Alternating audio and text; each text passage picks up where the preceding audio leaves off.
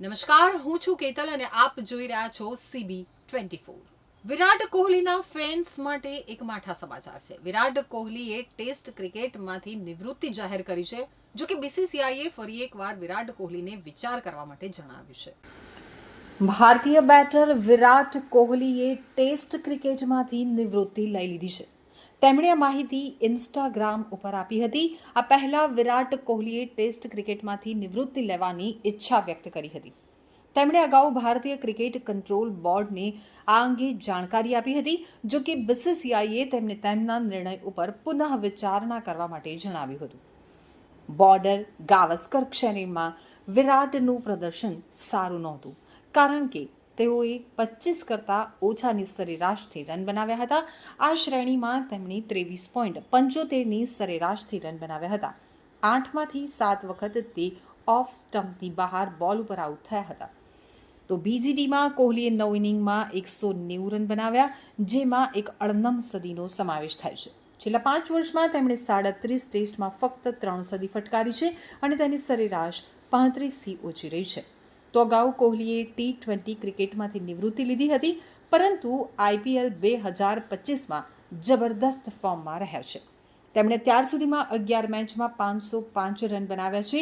36 વર્ષીય કોહલી અત્યાર સુધીમાં 123 ટેસ્ટમાં 9230 રન બનાવ્યા છે। તેમણે પોતાની ઇનિંગ્સમાં 30 સદી અને 31 અડધી સદી ફટકારી છે। વિરાટ કોહલી 2014માં ભારતના ટેસ્ટ કેપ્ટન બન્યા હતા અને 2022માં તેમણે ટેસ્ટ કેપ્ટનશિપ છોડી દીધી હતી। 3 મહિનાની અંદર તેમણે એક પછી એક ત્રણેય ફોર્મેટની કેપ્ટનશિપ છોડી દીધી હતી। વિરાટ માત્ર બેટ્સમેન તરીકે સુપરહિટ રહ્યા નથી, પરંતુ તેમણે કેપ્ટન તરીકે પણ શાનદાર પ્રદર્શન કર્યું છે। તેમણે પોતાની કેપ્ટનશિપ હેઠળ 68માંથી 40 ટેસ્ટ જીતી છે અને આમ તેઓ ભારતના સૌથી સફળ ટેસ્ટ કેપ્ટન છે। તે ઓસ્ટ્રેલિયા જનાર અને તેમની સામે ટેસ્ટ સિરીઝ जीतનાર પ્રથમ एशियन कैप्टन પણ છે।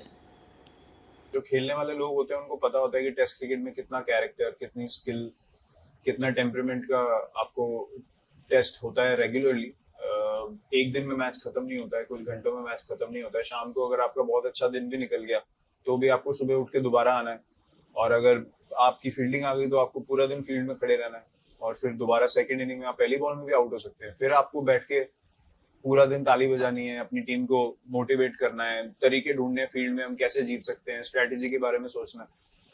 तो आई थिंक जो एक कांस्टेंट जो रिक्वायरमेंट है वापस आने की मैच में, चाहे आपने अच्छा किया हो या ना किया हो, वो ही रियल टेस्ट है। बाकी सब गेम आप एक दिन में खत्म करके एनालाइज कर सकते हो, अगले दिन चिल कर सकते हो, कॉफी पीने जा सकते हो, रिलैक्स कर सकते हो, टीवी शो देख लिया, लोग लड़कों से बातें कर ली।